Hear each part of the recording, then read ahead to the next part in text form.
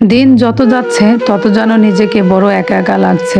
আপন মানুষগুলো যেন নিজের থেকে মুখ ফিরিয়ে নিচ্ছে।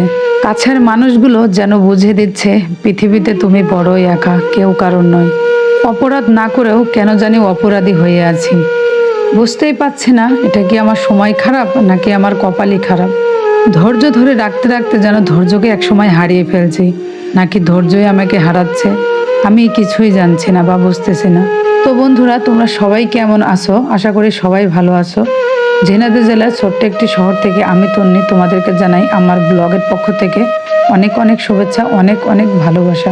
তোমরা হয়তো আমার কথার আওয়াজ বা আমার কথাগুলো শুনে বুঝতে পারছো যে হয়তোবা আমি আজকে কি বলতে চাচ্ছি। হয়তোবা আমি আজকে ভালো নাই, মন খারাপ, নাকি শরীর খারাপ। আসলে শরীর খারাপ হলেও হয়তোবা মানুষ এতটা কাতর হয়ে কথা বলে না।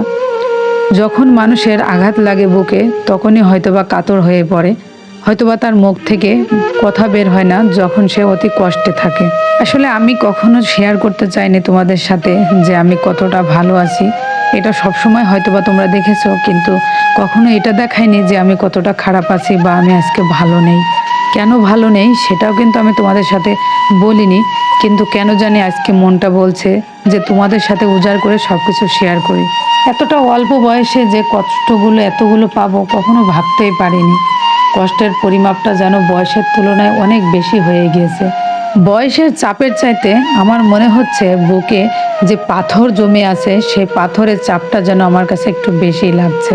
মেয়ে মানুষ যতই সংসারে যত কিছুই করুক না কেন, তার কোনো মূল্য নাই, তার কোনো দাম নাই। পরিশেষে একটা কথাই শুনতে হয়, কি করিস তুই সংসারের জন্য, কি কাজ করিস তুই সংসারের জন্য, বা আমার সংসারটাকে কেন ধ্বংস করছিস। এই কথাগুলো যখন একটা পুরুষ মানুষ বা একটা হাজব্যান্ডের কাছে শোনা হয়, আমার মনে হয় না যে সে মানুষটার দুনিয়াতে থাকার কোনো অধিকার আছে বা কোনো মূল্য আছে। একটা কথা আছে যে আমার খুব পানি পিপাসা লেগেছে, কিন্তু সেই পানিতে কিন্তু বিষও আছে। পান করলেও মরবো, না করলেও মরবো। ঠিক তেমন যেন আমার জীবনের ধারাটাও হয়ে গেছে। আমি জীবনটা রাখতে চাইলেও যেন রাখতে পারছি না, মরতে চাইলেও যেন মরতে পারছি না, কারণ আত্মহত্যা মহাপাপ। কিন্তু এই সময়টা দাঁড়িয়ে আমি যে কি করব আমি নিজেই ভেবে ভেবে পাচ্ছি না। তো যাই হোক বন্ধুরা, আজকের ভিডিওটা ফুল দেখে তোমরা ফুল ওয়াচ করে দিও। আর একটা অনুরোধ তোমাদের কাছে আমি বারবার করি, যারা যারা আমার ভিডিওটা দেখতেছো তারা প্লিজ প্লিজ আমার ভিডিওটা একটিবার হলেও শেয়ার করে দিও, যেন তোমাদের আরও বন্ধুর কাছে ভিডিওটা পৌঁছায় আর আমার ভিডিওগুলো একটু ভাইরাল হয়। যারা আমাকে এতদিন ধরে সাপোর্ট করছো তাদেরকে অসংখ্য অসংখ্য ধন্যবাদ। আর যারা নতুন আমার চ্যানেলে চলে এসেছো তাদেরকে অনুরোধ রইল আমার চ্যানেলটিকে সাবস্ক্রাইব করে ফুল ভিডিও দেখার। আজকে শরীর বা মন কোনোটাই ভালো নাই। তারপর সকাল সকাল উঠলাম, উঠে মুখ হাত পা ধুয়ে তারপর তো দেখতে পেলে ঘরটা ঝাড়ু দিয়ে নিলাম। তারপর চলে আসলাম বিছানাটা গোছাতে। আর জিহাদের বিছানাটা ঘুমালে যেন এলোমেলো হয়ে পড়ে, ও যেন একটু অগোছালো মতোই। তো যাই হোক, শরীরটা ভালো নেই বা মনটা যেটাই হোক, তারপরেও সব কিছু কাজ তো করে নিতে হবে। মেয়ে হয়ে জন্মানোটাই কেমন যেন লাগছে আমার কাছে। আসলে মেয়েদের জীবনটা যে এতটা কঠিন, মেয়ে হয়ে না জন্মালে বুঝতেই পারতাম না। একটা মেয়ে একটা ছেলেকে পাওয়ার জন্য কত কিছুই না করে, সমাজের চোখে, পরিবারের চোখে কত জনের কাছে কত কথা শোনে, কত জনের কাছে কত খারাপ কিছু শোনে, কিন্তু তারপরে যেন দিন শেষে ছেলেটার কাছেই মেয়েটা কেন যেন অপমানিত হতে থাকে দিন দিন। আর আমি নিজেও ভাবিনি যে আমার হাজব্যান্ড এতটা ঘুরে যাবে বা তার মদ বা সে আমার উপর থেকে যে মুখ এভাবে ফিরিয়ে নেবে, আমি কখনোই ভাবতে পারিনি। কারণ তার জন্য জীবনে আমি অনেক কথা শুনেছি, অনেক গালিগালাজ, মানুষের কটু কথা সব কিছু শুনেছি। আর সে কিন্তু কথা দিয়েছিল যে আর যাই হোক সে কখনো আমার হাত ছাড়বে না। ছোটবেলা থেকে আমি একটু জেদে ছিলাম, আর বিয়ের পরও কিন্তু একটু জেদে ছিলাম। স্বামী কিন্তু আমার জেদটাকে সব সময় মেনটেন করে চলতো, কিন্তু এখন যেন তার কাছে সে রাগটাকে কেমন যেন একটা বিতক্ত হয়ে গেছে। বা আমার যে ভালোবাসাটা বা কান্না, আগে কান্না করলেই কিন্তু মানে সে হতবাক হয়ে যেত, তার বুকে ব্যথা লাগতো। আর এখন কান্না করলে কিন্তু তার নাটক বলে মনে হয়।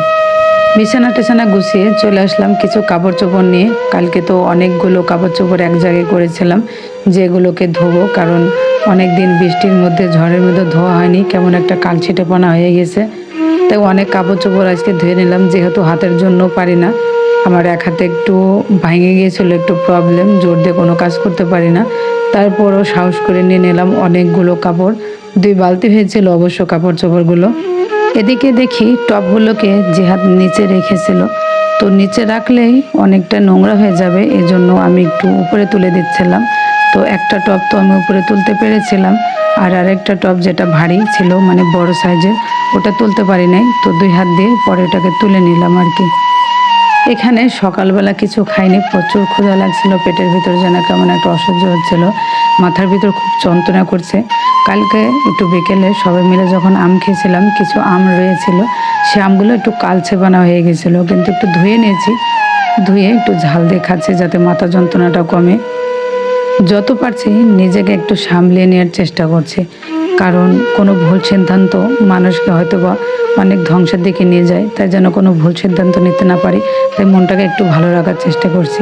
তারপর দেখো একটু গরম লাগছিল, গরমে মুখটা যেন কেমন কালচেটে পড়ে গিয়েছে, তাই একটা মানে জেল ব্যবহার করছি। এই জেলটা দিলে মুখটা অনেক সফট হয়, কিন্তু জেলটা ভালো ছিল না, জেলটা পাল্টে দেবো ভাবছিলাম।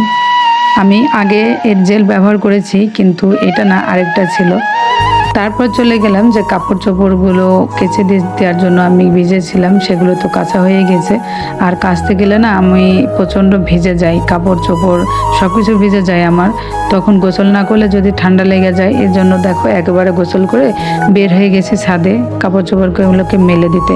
আর আজকে কিন্তু আমি ক্লিপ আনতে একদমই ভুলি নাই, আজকে ক্লিপের পাতাটাই নিয়ে চলে এসেছি। আর দেখো কত তাড়াহুড়ো করে কিন্তু আমি কাপড় চোপড়কে মেলে দিচ্ছি, কারণ আমার রান্না রক্ত হয়ে যাচ্ছে, আমাকে আবার রান্না করতে যেতে হবে, তাই সব কাপড় চোপড়গুলোকে মেলে তারপরে আবার ক্লিপ দিয়ে লাগিয়ে দিলাম, যাতে সেদিনকার মতো পরে আমাকে আবার বিপদে পড়তে না হয়।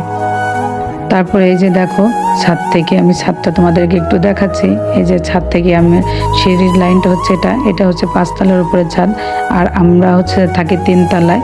তো দেখো যে গোসল করেছিলাম, মাথাটাকে ভালো করে আমি মুছে নিলাম। এরপর চলে যেতে হবে আমাকে রান্নাঘরে, এই যে চলে আসলাম রান্নাঘরে। রান্নাঘরে এসে দেখি বাজার আছে রান্নার, তো এখানে কয়েকটা আম কিনা হয়েছে আর কয়েকটা ড্রাগন। অবশ্য বাজারগুলো আমি নিজে গিয়ে করে নিয়ে এসেছিলাম, আমি আর আমার বান্ধবী মিলে গিয়েছিলাম বাজারে। তো আমি ড্রাগন খুব পছন্দ করি, এই জন্য দেখো 4টে ড্রাগন আমার বান্ধবী কিনে দিয়েছে আমাকে, আর আমি আম কিনেছিলাম, তারপর হচ্ছে যে পেয়ারা কিনেছিলাম। আর আমার বান্ধবী দেখো কতটা ভালোবাসে আমাকে, আমি ছাগলের মাংস পছন্দ করি, তাই জন্য আমাকে ছাগলের মাংস কিনে দিয়েছিল। হয়তোবা অনেকে বলতে পারো যে তোমাদের কি টাকা নাই যে তোমাকেও গিফট করে তুমি নিয়ে আসো, আসলে ও আমাকে অনেকটা ভালোবাসে, যে ভালোবাসাটা আমি ফেলতে পারি না। আমি অবশ্য নিতে চাই না, কিন্তু ও জোর করে দেয়। তো দেখো ওর দেয়া ভালোবাসার ড্রাগন, আর ড্রাগন আমার এতটাই পছন্দ যে ড্রাগন সামনে থাকলে আমি লোভ সামলাতে পারি না, তাই আমি বসে একটা ড্রাগন খেয়ে নিলাম, কারণ ড্রাগন আমার খুবই পছন্দ। আর আমার বান্ধবী জানে, এই জন্য আমাকে ড্রাগন কিনে দিয়েছিল। ড্রাগনের দামটা কিন্তু অনেক বেশি ছিল, এখন বর্তমানে ড্রাগনের দাম হচ্ছে 350 টাকা কেজি, তাই 4টা ড্রাগনই পড়েছিল 280 টাকা। তো দেখো ড্রাগন খেয়ে এখন চলে আসলাম আমি রাইস কুকারটা মাজতে, কারণ রাইস কুকারে আমি ভাত বসাবো। সকালে মোটামুটি সব কাজই করেছিলাম, শুধু থালা বাসনগুলো ধোয়া হয়নি, তো এখন রান্না করার সময় আগে ধুয়ে নিচ্ছি। আর এই যে দেখো কালকের ছিল হচ্ছে ঘ্যাটকল ভাজি, আর এখানে আমি ডাল বসিয়ে দিয়েছি আজকে, আর এখানে ছিল সে মাংস রান্না, ছাগলের মাংস। তো এই ছিল আজকের আমার রান্না। তো রান্না শেষ, গোসল শেষ, তো হঠাৎ করে মনটার ভিতর এতটা খারাপ লাগছে যে আমি মনে হয় দুনিয়ার সবচেয়ে নিঃস্ব মানুষ, কারণ আমার মা থাকতো মা নাই, বাবা থাকতো বাবা নাই, মা বাবার আদর ভালোবাসা স্নেহ কি জিনিস কখনো পাইনি। তারপর মা বাবার থেকে ধরেছিলাম স্বামীর হাত, তো স্বামীর ভালোবাসা যেন কপালে কয়েকদিন ছিল, তারপরে এখন যেন দিন দিন উঠে যাচ্ছে। আর জানি না এত অল্প বয়সে কেন এত কষ্ট আল্লাহ আমাকে দিচ্ছে, হয়তোবা ধৈর্য ধরার ক্ষমতা আল্লাহ আমাকে দিচ্ছে কিনা আমি জানি না, কিন্তু মাঝে মধ্যে মনে হয় যে দুনিয়াতে মনে হয় আল্লাহর কাছেও আমি অপ্রিয় বান্দা। কেননা মানুষ এত দিকে মরছে, কিন্তু আল্লাহ কেন আমাকে মারছে না, বা আমাকে কেন চোখে দেখছে না। এই কষ্টগুলো যেন পাহাড় সমান হয়ে গেল। নিজে নিজে কিছুক্ষণ কান্না করে তারপরে একটু কান্না করলে আমার যেন মনটা অনেক হালকা হয় আর কি। তো যাই হোক, অনেকক্ষণ ধরেই কান্না করেছি মনটাকে একটু হালকা করার জন্য। কান্না করতে করতে না খেয়ে ঘুমিয়ে পড়েছিলাম। ঘুম থেকে আসর আজান দিল, কানে গেল যখন, তখন ঘুম থেকে উঠলাম। ওঠার পরে মনে পড়লো যে ছাদে তো জামা কাপড় দিয়ে আছে, এগুলো তো তুলতে যেতে হবে। তো দেখো ছাদের জামা কাপড় তুলতে চলে এসেছি। আর এসে দেখি এক একটা জামা কাপড় এক এক জায়গায় চলে গিয়েছে, মানে বাতাসে উড়ে যেন এগুলো দলা হয়ে গেছে, অবশ্য শুকিয়ে গেছে। তারপরেও দেখো এতটা বাতাস যে ক্যামেরা পর্যন্ত নাড়াচাড়া করছে, মানে বাতাসের এতটা গতি, প্রচণ্ড বাতাস বইছে এই ঝড়ের পর থেকে। আবহাওয়াটা ভালোই লাগে। কাপড় চোপড়গুলো ছাদ থেকে নিয়ে চলে আসলাম ঘরে। আসতে দেখি আমার বান্ধবী চলে এসেছে। আসলে আমার মন খারাপ থাকলে আমার বান্ধবী চলে আসে দৌড়ে আমার কাছে ছুটে। তো এসে দেখে যে আমি অনেক কাপড় চোপড় নিয়ে বসেছি। তো ও আমার না বলতেই হাতে হাতে সবগুলো কাপড় চোপড় মানে গুছিয়ে দেওয়ার চেষ্টা করছিল। আমি অবশ্য অতটা ভাঁজ করতে পারি না, কিন্তু ও খুব সুন্দর করে ভাঁজ করে দিয়েছিল কাপড় চোপড়গুলো আমার। আর আমার কষ্টটাও যেন অনেক কমে গেছিলো, কারণ এতগুলো কাপড় চোপড় আমি কিভাবে একা একা ভাঁজ করবো অনেক ভাবতেছিলাম, মনটা ভালো না, আর প্রচণ্ড মাথা যন্ত্রণা করতেছিল। তাই আমি কিছু করলাম আর ও কিছু করলো, তবে ও বেশিরভাগই আমার কাপড় চোপড়গুলো সব গুছিয়ে দিয়েছিল আর কি। তবে আমি সবাইকে বলতে চাই যে আমার মতো এমন একটা বান্ধবী পাওয়া আসলে একটা ভাগ্যের ব্যাপার। জানি না তোমরা যারা আমার ভিডিওটা দেখছো তাদের এরকম কোনো বন্ধু বা বান্ধবী আছে কিনা। তবে আমি দোয়া করি সবসময় তোমাদের যেন আমার মতো এমন একটা বান্ধবী জোটে।